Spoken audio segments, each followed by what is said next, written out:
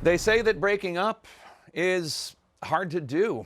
It's been just over 24 hours since the President Trump-Elon Musk friendship and alliance disintegrated into a ball of dust. And now the two men appear to be going through different stages of grief for President Trump. The stage seems to be acceptance. Today he told CNN's Dana Bash in a phone call, quote, "I'm not even thinking about Elon. He's got a problem. The poor guy's got a problem," unquote.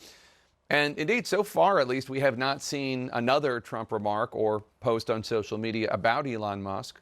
When Dana asked Trump, pardon me, when Dana asked Trump about reports that he was going to have a phone call with Elon Musk, Trump said, quote, "No, I won't be speaking to him for a while, I guess, but I wish him well," unquote. Dana said the president did not sound angry. He sounded resigned.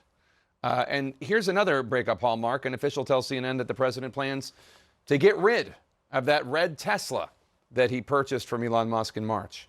He's going to sell it or maybe even give it away. As for Elon Musk, figuring out where he's at in the process of grief, well, that seems more complicated. Last night, he appeared to be in the bargaining stage. He replied to a random user on his X or Twitter platform who said, "This is a shame, this back and forth. You are both better than this. Cool off and take a step back for a couple days," to which Musk said, "Good advice. Okay, we won't decommission Dragon." That's a reference to his SpaceX Dragon spacecraft that yesterday Musk threatened to take away after Trump threatened to end Musk's lucrative government contracts. Let's go now to CNN's political director and Washington bureau chief, David Chalian. Let's take a step back here, David. The richest man in the world is now claiming it was only with his help, his hundreds of millions of dollars, that Trump was able to win last November. That's a shocking thing for him to say. I'm not sure if it's true or not, but it certainly doesn't say anything good about either the role of money in politics or what Bernie Sanders might call the role of oligarchs.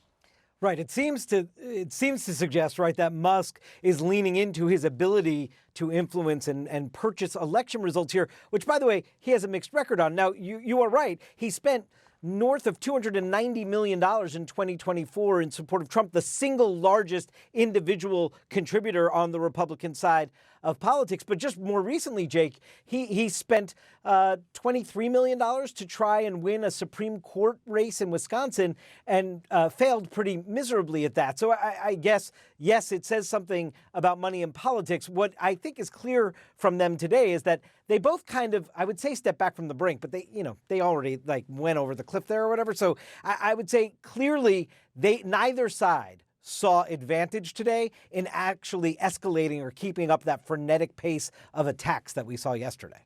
The feud also could be consequential for Trump's legislative agenda, the so-called Big Beautiful Bill, which obviously extends the Trump tax cuts and includes some spending cuts, especially when it comes to Medicaid. It also adds trillions to the national debt, which is what Musk is objecting to, how it doesn't rein in spending enough. What sort of impact might Musk's opposition to this legislation have, do you think? Jake, we don't see any sort of votes moving because of that right now. The impact that it's having right now is it's complicating Mike Johnson and John Thune's, the Republican leaders in the House and the Senate, their ability to move this smoothly to a landing. But we don't know of anyone that has said, hey, now that Musk is really on board with fighting against how much money is being spent in this bill or how much it adds to deficits and debts, I'm no longer on board with it. We do find some people who are already aligned with that argument using Musk's sort of spotlight right now on the issue as a way to bolster their argument. But I'm not sure it changes the course of where this bill is likely going, Jake. All right, David Chalian, thanks so much. Let's bring in our panel now. David Urban, source tells us that President Trump told Vice President Vance to be diplomatic, to speak diplomatically about Elon Musk. Trump seems to be laying uncharacteristically low, almost eerily quiet when you think of the bomb that Musk dropped yesterday on social media saying that Trump is on the Jeffrey Epstein list, which we have no evidence is true. What do you think's going on here? Do you think he just wants to kind of ignore this and just so he can focus on getting the legislation passed? Yeah, Jake, I think a couple things. One, I don't think Trump wants to deal with this. You're exactly correct. I think President Trump is focused on getting the big, beautiful bill done. There's lots in there that he campaigned on the border, on tax cuts. So many things are hanging in the balance here. Doesn't want to be distracted by what is this incredible sideshow that has become that started with Elon Musk. Jake, you asked David Chalian if Elon was responsible for his victory. I had a little bit to do with some of these races in 16 and 20 and 24. I can tell you only one person wins or loses these races. It's Donald Trump. And if you think money has that big a deal, has that much to do with it, ask why we don't have a president, Michael Bloomberg, who spent $500 million in the primary and won, to Kevin Sheeky's chagrin, I think, one delegate. And so, Musk has a lot of huffing and puffing. I think Trump is focused on getting the bill done. I think that I've talked to a couple of Republican senators this afternoon. I think they're focused on it as well. And they're going to get a bill done. Question is it 4th of July or is it right before August recess in my mind? Amisha, what do you think? Well, I think that was a great summation. Nobody in the Senate is moved by what's going on between the Elon Musk and Donald Trump divorce.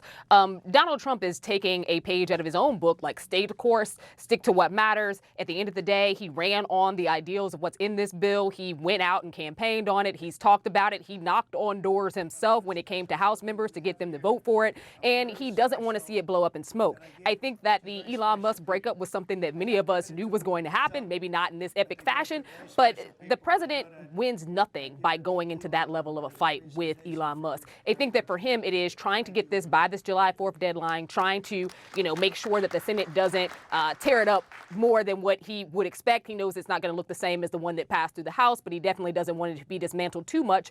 And for Democrats, I think that, they're living high off of the messaging of Elon Musk right now. But again, nobody's votes are essentially changing. Elon Musk being against this bill is the same Elon Musk who was honestly against a lot of the budget to begin with. But we all know that it's because he didn't get the pet projects that he wanted out of it. This is somebody who is bruised. This is somebody who feels as though he bought his way into the White House, bought his way into a certain level of influence with the most influential and most powerful person in the world. And he's upset that he didn't get his way. This is like taking a toy away from a kid. He's throwing a tantrum, and Donald Trump is reeling himself in by maintaining and pushing forward with what matters to him. And that's making sure that his big, beautiful bill gets passed and that, he's not distracted by what Elon Musk is out here doing.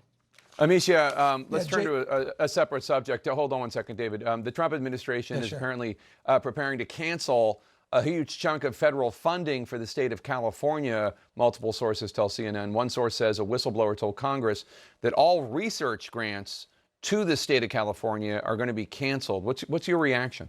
This is more Donald Trump's war on intellectualism. This is more his war on colleges and universities. We've seen it with Harvard. We've seen it with Columbia. We've seen it with colleges and universities across the board. This is also a war that he is waging against Gavin Newsom, somebody who he has no real relationship with, someone who he doesn't want to see run in 28, and and a state that he has a very huge problem with. We remember on the campaign trail, he castigated California day in and day out. When it comes to research grants and when it comes to research funding, this president has stood by being anti-science. He has stood by being anti-research. That's something that not only he ran on, but it's something that he presented during his first time in office. This is a continuation of his cancellation of grants through the Department of Education, his dismantling of the Department of Education, and his dismantling of the efforts in putting America first when it comes to science. That's what he really wants to do. And I think that it's very dangerous because when America doesn't fill that void, China will. David? Yeah, so I agree with about 90% of what she says. I don't think Trump's anti-science or anti-anything. I think he's anti-woke. He's trying to reshift that. And back to the big, beautiful bill, Jake, just real quickly. Elon Musk hasn't changed one senator. The only person I've heard express that they're going to vote against the bill is actually Rand Paul. Everyone else says, they have reservations. They're holding their cards close to their chest. But there's only one person who's a no vote to date. And so we still have, this bill's still going to pass as it stands. And I like its chances. I just think, again, we're going to be looking towards more of an August timeframe. And Jake, earlier you talked about Medicaid cuts. I'm not really sure that's exactly correct. Medicaid isn't being cut. The growth is just being slowed. So it's increasing 3% versus 5%. Only in the federal government is a 3% increase a cut.